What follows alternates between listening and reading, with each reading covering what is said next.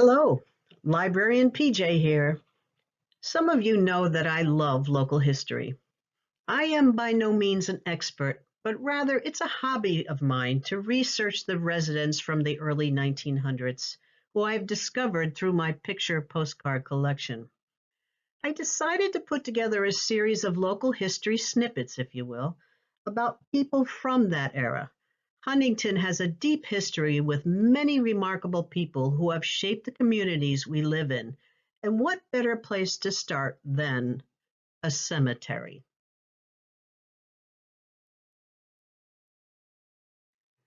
Yes, we all know about the very important old burial ground in downtown Huntington that was occupied by the British during the Revolutionary War and who built a fort and used their gravestones to bake their bread.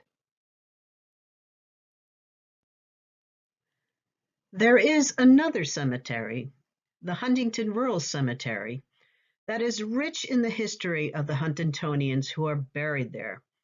In future bites, we'll also go down memory lane to visit some sites around town, and I hope you'll share your memories with me.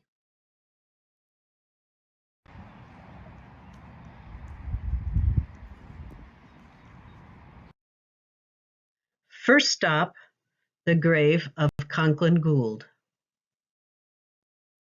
Just past the office building to the north are the graves of Conklin Gould and his wife, Ruth Samus, who was born on West Neck Road. They married in 1804 and lived on Mutton Hollow Road, which is now Southdown Road. Conklin's first occupation was carrying goods by wagon back and forth to New York City.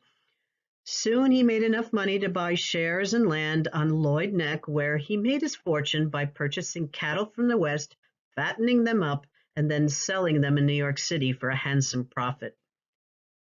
During the War of 1812, the British landed on Lloyd Neck, and Conklin drove his cattle into hiding to prevent their capture by the British, who surely would have slaughtered them for food.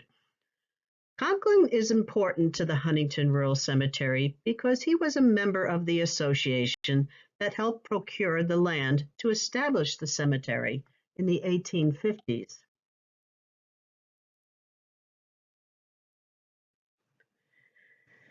This is a very rare daguerreotype of Conklin Gould, which likely dates to 1843, when a photographer, probably affiliated with the Plum Studios in New York, set up for a few days in the old Suffolk Hotel on Main Street in Huntington. You can see the lightness of his eyes, which were likely blue. Many of Conklin's relatives are also buried in this cemetery.